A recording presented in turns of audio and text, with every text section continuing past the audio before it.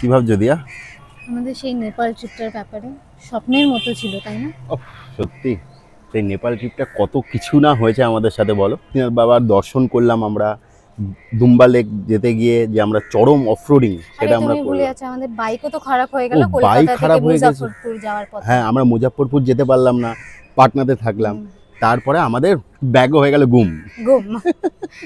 সত্যি কত কিছু অ্যাডভেঞ্চার হয়েছে বল। আমরা ভুল রাস্তায় ঢুকে গিয়ে সেটা চরম অফরোডিং করে ফেললাম। ট্রেকিং ট্রেল দিয়ে চলে গেলাম, ট্রেকিং রাস্তা দিয়ে আমরা চলে গেলাম, যেখান দিয়ে মানুষ ট্রেক করে সেখান দিয়ে বাইক নিয়ে উঠে গেলাম বলো। এই পুরনো আমাদের দাদুটাকে নিয়ে এ যদি না থাকতো সঙ্গে, তাহলে কিন্তু আমরা কিন্তু এত বড় ট্যুর কিন্তু করতে পারতাম কোনোদিনও করতে পারতাম না। এইসব জিনিসগুলো কাদের সাথে শেয়ার করতে হবে? আমাদের বন্ধুদের সাথে। আর কাদের সাথে? তাহলে বলো। নমস্কার বন্ধুরা, তোমাদের ওয়েলকাম করছি ড্রিম এন্ড রোম চ্যানেলে। তো ফাইনালি আমরা কিন্তু নেপাল ট্রিপটা আমরা কিন্তু কমপ্লিট করে আমরা কিন্তু চলে এসেছি কলকাতাতে। আর এই আমার আর ওর কিন্তু ফার্স্ট ইন্টারন্যাশনাল ট্রিপ। আর আমরা কিন্তু চরম মস্তি করেছি। 13 বছরের পুরনো আমাদের পালসার 220 প্রায় 1.5 লাখ কিলোমিটার পুরো চলেই গেছে।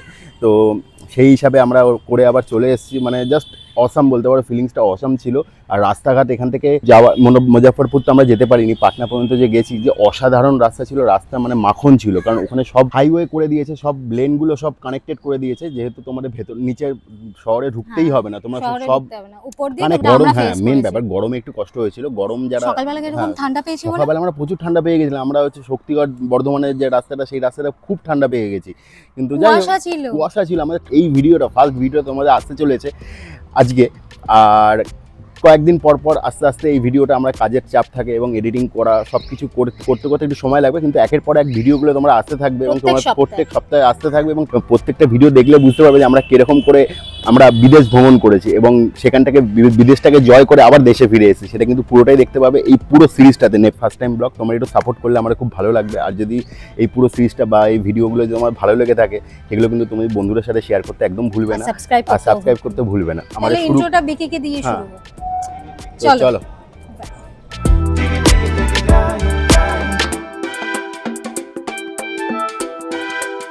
গুড মর্নিং বন্ধুরা। তো 8 মাস পর ফাইনালি আমরা যে যেতে চলেছি ইন্টারন্যাশনাল ট্রিপে নেপাল। চ্যালেঞ্জ হচ্ছে আমি এই পালসার 220 নিয়ে, মানে 13 বছরের পুরনো পালসার 220 নিয়ে আমি যাব হচ্ছে মাস্তাং, আর সঙ্গে যাবে দিয়া। 2-3টে রুট দিয়ে যাওয়া যায়, ওভারব্রিজ হয়ে, বাইপাস হয়ে, ডাইরেক্ট কানেক্টেড হয়ে গেছে। এখন জানি না, অনেকেই বলছে, তো আমি জানি না। আমি ওখানে রাস্তাটা পুরোপুরি নতুন, আমি ওদিকে কোনোদিনও যাইনি, মানে বাই রোড।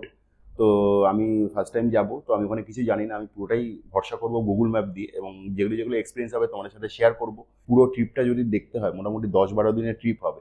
এই পুরো ট্রিপটা দেখতে গেলে তোমাদের পাশে থাকতে হবে, এবং পাশে থাকো, সঙ্গে থাকো, আমাদের সাথে মুক্তিনাথ এবং মাস্তাং নেপাল শহরটাকে ভ্রমণ করো। মোটামুটি 10-12 দিনের জন্য দিদাকে টাটা করে দিলাম। দিদা টাটা।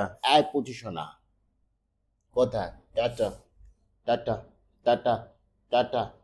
10-12 দিন থাকবো না। Tata tata. তোমাদের যেটা বলেছিলাম, যে যেটা আমাদের হাইলাইট থাকবে, এটা আমাদের সাথী, যেটা আমি করে চালিয়ে যাব, যেটা মেন পার্ট, সেটা হচ্ছে 13 বছরের পুরনো আমাদের এই পালসার 220 বাইক। 13 বছরের পুরনো এবং 1,30,000 কিলোমিটার অলরেডি এটা রান করে ফেলেছে। বিশাল একটা চ্যালেঞ্জিংয়ের ব্যাপার যে আমি এটা চালিয়ে যাব হচ্ছে মুক্তিনাথ। আমাদের আজকে ফার্স্ট ডেস্টিনেশন হচ্ছে মুজাফফরপুর। কমপ্লিট করতে পারবো কি না পারবো জানি না, তোমাদের সাথে সব কিছু শেয়ার করবো, তার জন্য পাশে থাকো, সঙ্গে থাকো। তো ফাইনালি আমরা আমাদের পাড়াটাকে বাই বাই বলে 10-12 দিনের জন্য আমি চলে যাচ্ছি আজকে নেপাল, নতুন একটা দেশ, ফার্স্ট ইন্টারন্যাশনাল আমাদের ট্রিপ। তো আমি এখন যাচ্ছি এয়ারপোর্টে, দিয়াকে পিক করে আমরা বেরিয়ে যাব মুজফ্ফরপুরের উদ্দেশ্যে। আমার বিশাল এক্সাইটেড লাগছে। জয় বাবা, জয় বাবা, রক্ষা করে আমরা যেন এই ট্রিপটা ঠিকঠাকভাবে কমপ্লিট করে নিতে পারি এবং সুস্থভাবে ঘরে চলে আসতে পারি, এটাই কামনা থাকবে। তো ফাইনালি দিয়া চলে এসছে আমাদের মিস দিয়া রানী। ও সেম সেম সেম সেম। তো বন্ধুরা, আমি জিপিএসটা সেট করে নিই, কারণ আমার জানা নেই রুট। তো অলরেডি আমি দেখি নিচে সেট করা আছে। আচ্ছা, তো আমাদের 8 মাস ধরে আমাদের প্ল্যানিং চলছিল। হ্যাঁ, তবে বন্ধুরা নেপাল যাব বলে প্ল্যানিং চলছিল না, এটা নেপাল যাব আমাদের ঠিক হয়েছে 1 মাস আগে। আমরা 2-3টে জায়গা ডেস্টিনেশন ঠিক করেছিলাম, ভেবেছিলাম যে এগুলো করে যাওয়া জায়গা। একটা হচ্ছে গুরুদম্বার লেক ঠিক করেছিলাম, একটা হচ্ছে স্পিতি ভ্যালি যাওয়া ঠিক করেছিলাম, আর একটা মুক্তিনাথ যাওয়া ঠিক করেছিলাম। তো এন্ড অফ দ্য ডে কুকুরটাই হয়ে গেল আমাদের সেই কলকাতার পাহাড়, আমাদের সেই কলকাতার পাহাড় দেখে নাও, ভাগাড়ের পাহাড় পুরো সাদা হয়ে গেল রাত্রি থেকে, পুরো আকাশটা কিছুক্ষণের মধ্যে সাদা হয়ে গেল। এই সানরাইজের সময় আকাশটাকে দারুণ লাগে, একটা হালকা একটা শীতের আমেজ থাকে। এখন বসন্তকাল যদি একটু হালকা শীতের আমেজ আছে, দারুণ লাগে, এই লাগছে। আমরা এখন যাবো হচ্ছে বাদিক দিয়ে গেলে আমাদের বালি টোলটা পড়ে, তো আমাদের যেহেতু টু হুইলার, ওই জন্য টোল অ্যাক্সেস করতে আমাদের দেবে না, আমাদের এদিক দিয়ে যেতে হবে একটু ঘুরে ঘুরে। তো ওখানে টোলের রাস্তাটা আমি ফোর হুইলার নিয়ে গেছিলাম, দারুণ করেছে, দারুণ রাস্তা, কিন্তু আমি যতক্ষণ না ফোর হুইলার থাকবে আমার কাছে আমি এখানে যেতে পারবো না। তো আমরা চলে যাব বাদিকে, আর এদিক দিয়ে চলে গেলে হবে আমাদের মায়ের মন্দির। আমরা যদি ফোর হুইলার থাকতো আমরা কিন্তু এই ব্রিজটা অ্যাক্সেস করতে পারতাম। তো আমরা ইন্টারন্যাশনাল ট্রিপ করতে চলেছি বন্ধুরা, ঝুঁকেগা নেই সালা।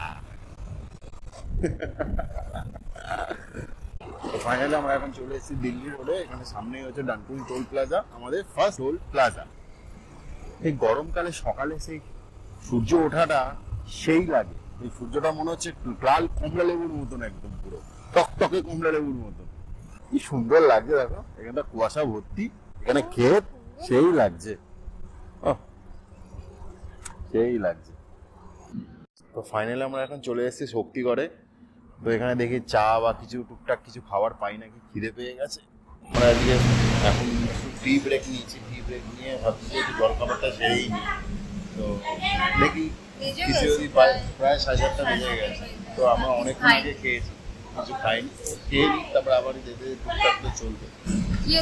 নেপাল আমরা ফাইনালি স্টার্ট করে দিয়েছি আমাদের আজকে ফার্স্ট খাবারটা আমরা খেয়েছি চা, সেকেন্ড খাবারটা খাচ্ছি আমরা কচুরি, গরম গরম কচুরি আর তরকারি, আলুর তরকারি।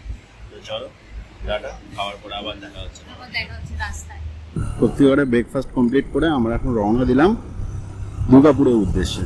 চাষ হচ্ছে, দেখো কি সুন্দর লাগছে না, এদিকে ধানের চাষ হচ্ছে, ও কি লাগছে দেখো একবার, আর চারিপাশটা কি সুন্দর লাগছে, পুরো গ্রিনারি একদম, দেখো এদিকে পুরো গ্রিনারি। ওকে দেখার জন্য আমরা বাড়ি থেকে বেরিয়ে আছি বন্ধুরা, এই দৃশ্যগুলো দেখার জন্য। এর আগে আরো ভালো ভালো দৃশ্য অপেক্ষা করছে, তার জন্য তোমাদের পাশে রাখতে হবে।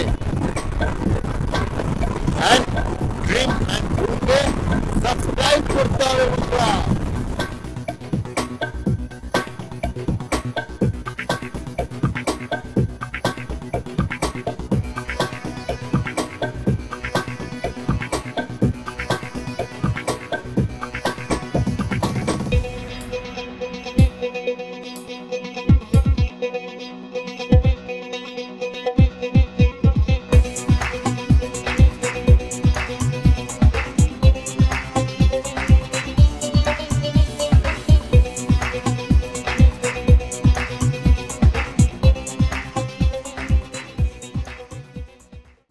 এতক্ষণ রোডটা ছিল জাস্ট অসাধারণ, কোনো কথা হবে না বস, মাখনের মতন চালিয়ে হেভি মস্তি পেলাম।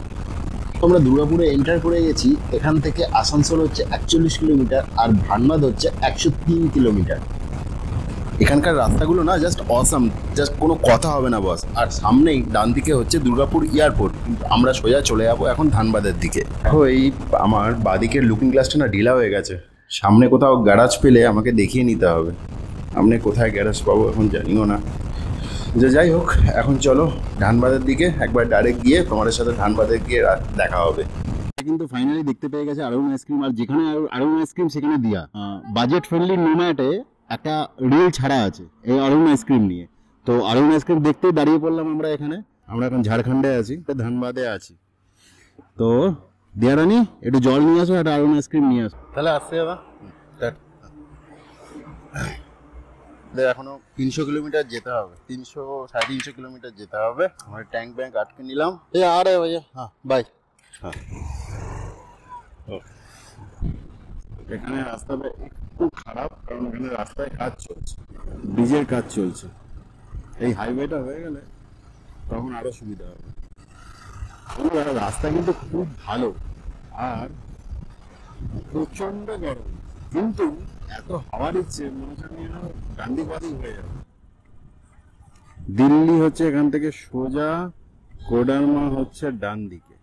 আমরা কোডারমা হয়েই যাব।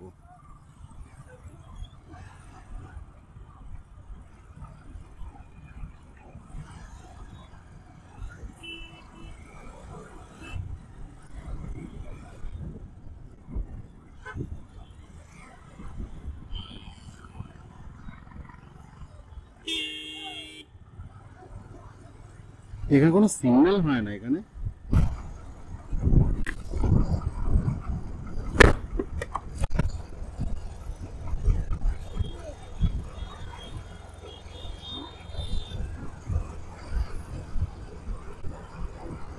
এটা কিছু আওয়াজ হচ্ছে।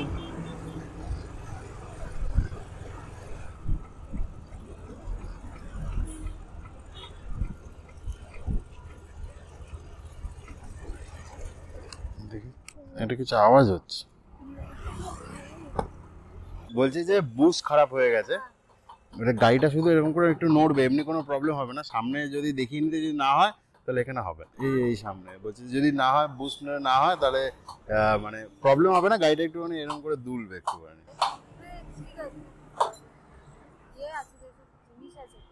দুলবে, একটু দুলবে, ওরকম দুলবে না। ভালো হলো যে আমি গাড়িটা ঠিক করতে পেরে গেছি, কারণ যেখানটা গাড়িটা খারাপ হয়েছিল সেইখানেই ঠাকুরের কৃপায় পেয়ে গেছিলাম মেকানিকের দোকান, 2-3টে দোকান আছে।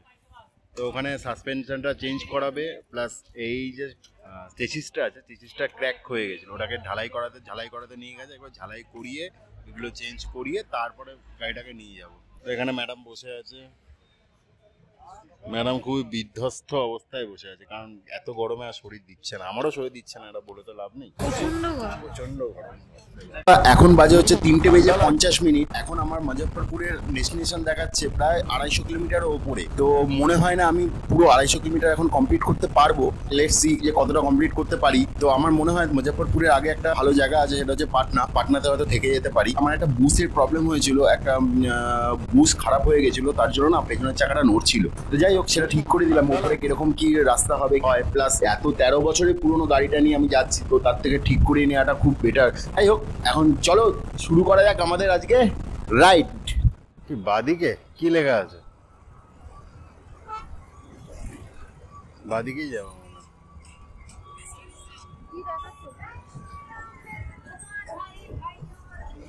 पटना। भैया पटना इधर से जाना है? पटना सीधा हाईवे है ना ये? ओ, ओ,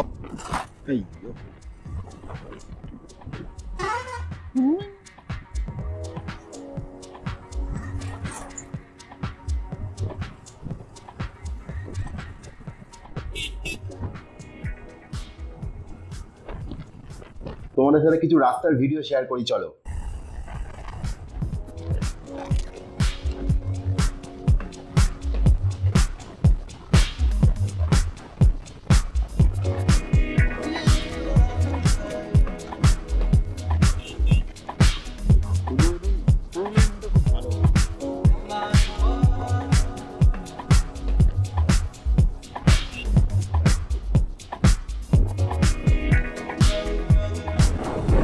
রাস্তাটা কিন্তু সেই দুদিকে জঙ্গল, রাস্তার মাঝখান দিয়ে রাস্তা এঁকে বেঁকে যাচ্ছে, সেরা লাগছে। না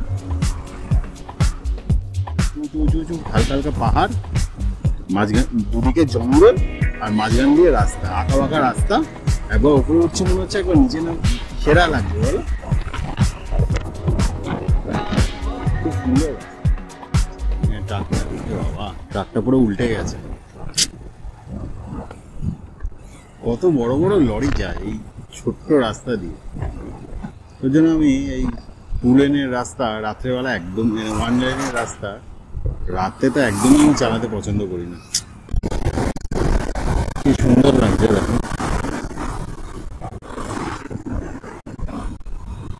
এখন সানসেটটা আরো ভালো লাগে, পুরো কমলা লেবুর মতো মনে হচ্ছে। পাটনা সোজা, পাটনা তো দেখেই যাচ্ছি সোজা, কতক্ষণে আসবে রে ভাই। দেখো, আমি যদি ফগ লাইট না লাগাতাম আমি তো যেতেই পারতাম না। ভাগ্য ভালো ফগ লাইটটা লাগিয়ে নিয়েছিলাম। তো বন্ধুরা, আজকে একটু চা খাওয়ার ব্রেক দিয়েছিলাম। এখন বাজে হচ্ছে ঘড়িতে কটা বাজে? 7:12। তো ভক্তিয়ারপুর এটা হচ্ছে জাংশন, এখান থেকে বাদিকে বেঁকে গেলে হচ্ছে পাটনা। আমরা বাদিক পাটনায় যাব, তো বাদিকে বেঁকে আছে এদিক দিয়ে হচ্ছে পাটনা। তো আমরা এখানে একটা টি ব্রেক দিলাম, দিয়া টি ব্রেক হয়ে গেছে তোমার টি ব্রেক। ওকে চলো তাহলে যাওয়া যাক। আর 50 কিলোমিটার আছে পাটনা। ওকে, তো বন্ধুরা ভক্তিয়ারপুর থেকে আমরা বাদিকে নিয়ে নিলাম, বাদিকে নিয়ে যাচ্ছি পাটনা রোড। এই পাটনা রোড থেকে আমাদের আজকের জার্নিটা শেষ হবে, আবার কালকে শুরু হবে নতুন জার্নি। মুজফ্ফরপুর গেলাম না, কারণ মুজফ্ফরপুর চলে যেতে পারতাম, কিন্তু পুরো আর শরীর দিচ্ছে না। বিগিনার হোক বা অ্যাডভান্স লেভেলের রাইডার হোক, আমি সবার জন্য একটাই কথা বলে রাখতে চাই যে তোমরা যদি রাইড করো, যখন মনে হবে তোমার শরীর আর পারমিট করছে না, তখন সেখানে স্টপ করে দেওয়া উচিত। যদি মনে হয় যে আমার শরীর আর মনে হচ্ছে না পারমিট করবো, কিন্তু আমার ডেস্টিনেশন সে যেই করুক না কেন, যে জায়গায় রাখুক না কেন, তার থেকে মোটামুটি 50, 100, 200 হতে পারে কিলোমিটার তুমি পেছনে আছো, কিন্তু তুমি মনে করছো আমাকে যেরকম করে 100-150 কিলোমিটার আমাকে যেতেই হবে, ওই জিনিসটা কোনোদিনও করবে। এইটুকু তোমাদের রিকোয়েস্ট। কত ট্রাক্টর দেখো, ট্রাক্টরগুলো কি জোরে জোরে যায় ভাবতে পার। তো বন্ধুরা আমাদের এটাই আমাদের শেষ হয়তো টোল প্লাজা, আমি জানি না। আর আমার 14 কিলোমিটার বাকি আছে পাটনা যেতে 14 কিলোমিটার বাকি আছে। তো হোপসো এটাই আমার আজকের দিনের জন্য শেষ টোল প্লাজা হবে। জিজ্ঞাসা করো কত করে রুম ভাড়া। তো ম্যাডাম ঢুকলো, এখন দেখা যাক আমাদের রিজনেবলের মধ্যে হয় নাকি।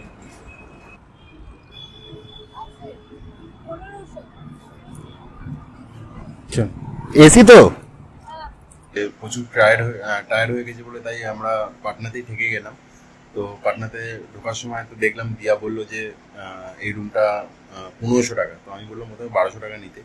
তো উনি রাজি হননি, লাস্ট রাজি হলো 1400 টাকায়। কালকে আমরা যাব হচ্ছে ফার্স্ট রাক্সাল থেকে ভামসার করাবো, ভামসার করে সিম নেব এবং কারেন্সি চেঞ্জ করাবো। তারপরে আমরা ডিসিশন নেব কটা বাজবে, সেই অনুযায়ী আমরা ডিসিশন নেব যে আর কতটা আমরা যেতে পারবো। ডিনার অর্ডার দিয়ে দিয়েছি, দিয়া খাবে বিরিয়ানি, আর আমি একটা চিকেন অর্ডার দিয়েছি, আর আমি খাবো রুটি। আজকের মতন এখানেই ভিডিওটাকে এন্ড করছি, আর কালকে আবার দেখা হবে আমাদের নতুন জার্নি রাক্সাল। চলো বন্ধুরা, টাটা বাই।